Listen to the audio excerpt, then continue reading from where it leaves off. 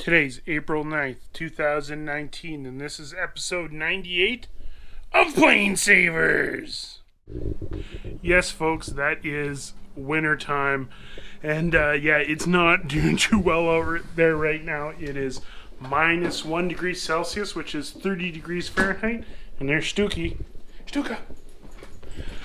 Yeah, so it's not doing very good. I just talked to Ronnie, and Ronnie is he's going to make it to North Bay tonight, which is about geez, I don't even know what that is. That's probably about a 6-hour drive, and you can see here in the front, it's a crazy snowstorm, folks. Look, even the steps, like we're good. This is crazy. It's supposed to be summertime, and you can see what's going on here. Slippery steps here. The PlaneSavers mobile completely wrecked. Stella and I are going to run and grab something to eat, and I'm thinking about going on a trek. We're going to go see how the highways are. They're probably pretty terrible, but yeah, not much going on today, folks, in terms of saving a DC-3. So let's hit the road, and I might have a special surprise for you. Okay, folks, it is not a very nice day out there right now, and Ronnie has to drive in this. I just got off the phone with Ronnie probably about 40 minutes ago, and he says he's only going to make North Bay today. So he's going from Thunder Bay to North Bay, which puts him at still about 600 kilometers away from here. So he's not getting in today. There's no way we can get at the airplane today. It's a mess out there, folks. This wasn't planned, but that being said, I do have some videos that people have sent me, and there's that GPS again. So I want to throw you off to a short video that someone sent me about a steak place that is actually built in a 737. So yes, a 737 steakhouse. Check this, is very short, but check it out. So a steak in a 737 would sound really good right about now. We're gonna head off for lunch, and we're gonna, give this storm a few more minutes. And if it's still this bad, we might have to cancel today. Really, might be a pretty crappy episode. But if we do see a break, we like to drive somewhere and show you guys something. It's about an hour drive in this weather, but it's better than nothing. So while we go head out for lunch, I'm going to throw you to a video of people doing slippery slides here. I'm going to throw you to a video of a DC-3 doing a slip and slide flyby here. Check this out, very short video, check it out. What my dogs.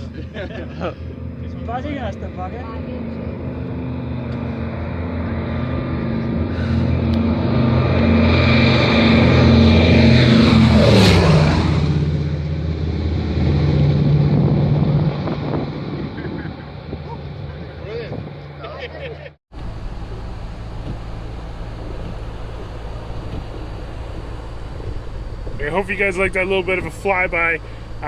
We got another video.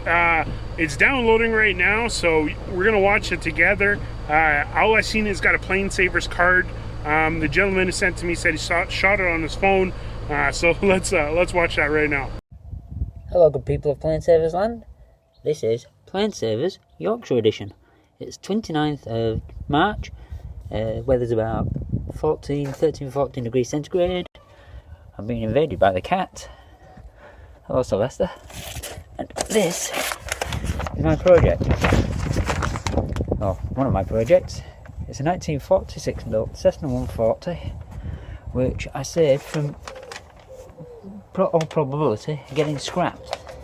It had been purchased for spares reclamation and would quite easily have ended up going to the scrapman.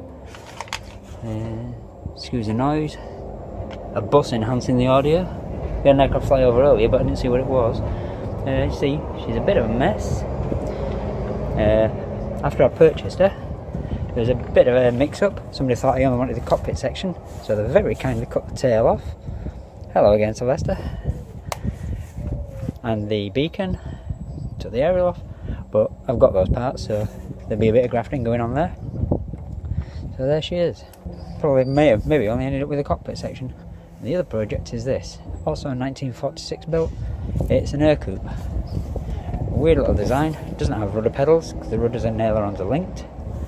Again, could quite easily have ended up getting scrapped. And like the Cessna, ended up with the tail getting lopped off, which is a pity.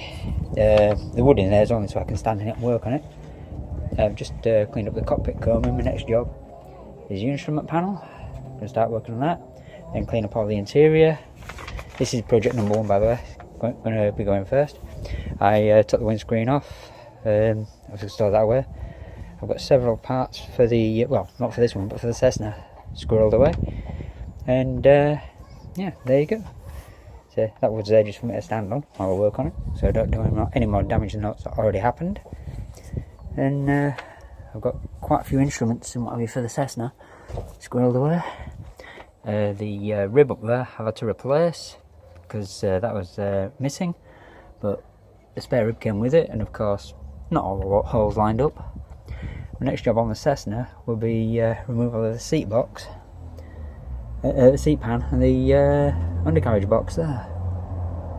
De-rivet all that, straighten the panels at the bottom, put it all back together again, give it a bit of strength, and then start to straighten up the front end, which, as you can see, took a bit of a whack about 20 years ago. Right, thank you very much. Big shout out to Mikey and the Buffalo Aries crew. Also a big shout out to the unofficial FX Modelers Forum guys. Sound load of guys, if you're into model kits, check the forum out, it's awesome. Right, thank you and bye bye. Well, Greg, thank you for sending that awesome video.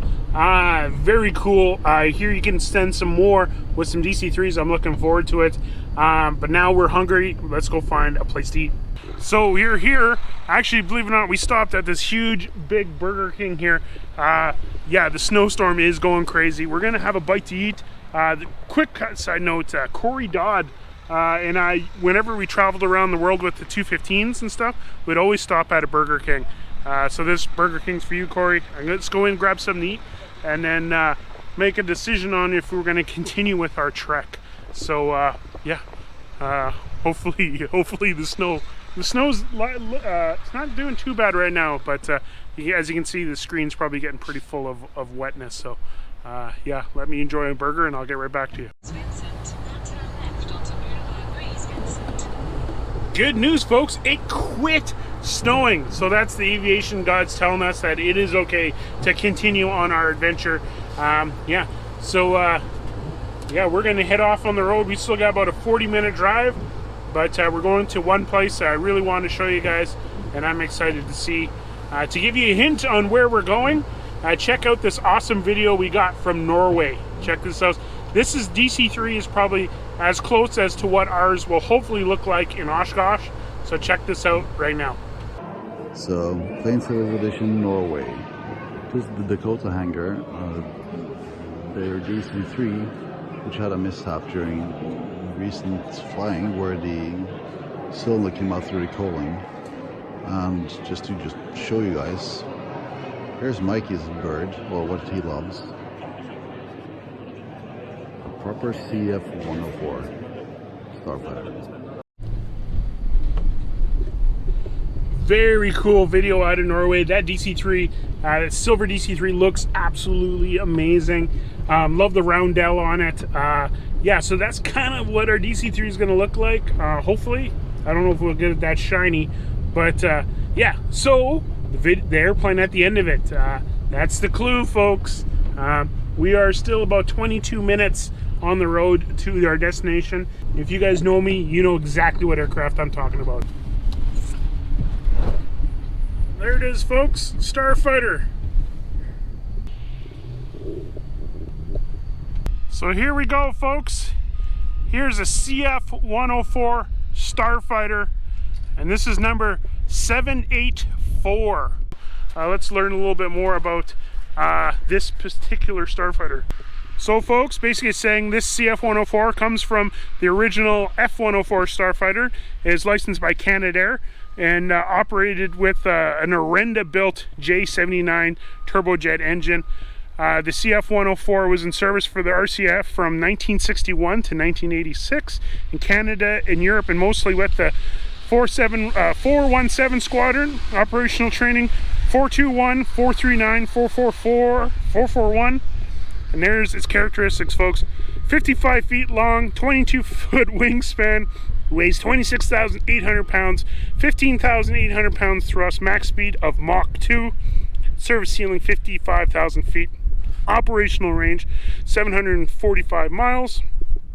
History: the CF 104,784 entered service in May 1962 and was retired in Europe on the 26th of February 1985 with more than 3,300 flying time. It was displayed at CFB Lawn here until spring '93.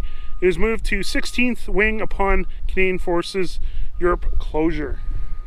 So folks, you know I love Starfighters. This thing is a Mach 2 interceptor, bomber, fighter, pretty much everything. They, you know, I'm just excited to be around the airplane. They've been in pretty much every single role. It's such a cool airplane. Kind of a shame that it's sitting here on a pedestal when she was born to be Mach 2. But you got to think of it.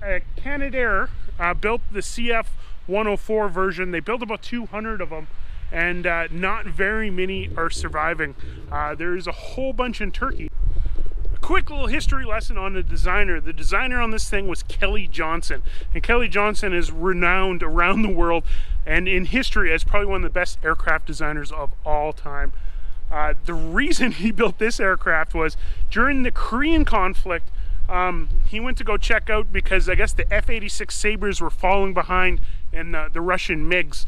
So I guess after World War II, the U.S. fighter development was slowing down and the Russians were ramping it up. So by the time the Russians met up with the F-86 Sabres, the MiGs had a slight advantage, maybe even a huge advantage. So he went to go talk to the boys on the ground to see what they needed, and they wanted something that would fly higher and faster. And there was two basic designs. There was sort of like the Avro Arrow, 2 engines, big heavy, fighter attack bomber, or what Kelly chose, one big engine strapped to a pilot. Okay, one thing folks we gotta check is if there's an engine in it. Oh, doesn't look like an engine in it, but man, this thing looks fast. Here, I just want to show you guys really quickly just the wings, how here, let me climb up here. This is so very cool. Look how thin the wings are. Those are razor sharp wings. Very cool.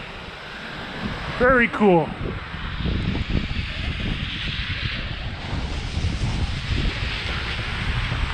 It's absolutely amazing. It's so amazing. Like the wings, these wings are just bolted on to the frame. Very cool. Tail comes off right here. So you guys never know, maybe in a future PlaneSavers video, we could easily fit one of these into a sea can.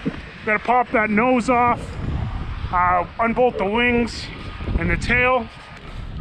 Oh, we got the hook here, the hook for on short runways. Yeah, we can easily fit this thing into a sea can. So yeah, this aircraft here is basically a big missile with a pilot attached to it, and ultimately one of my most favorite aircraft.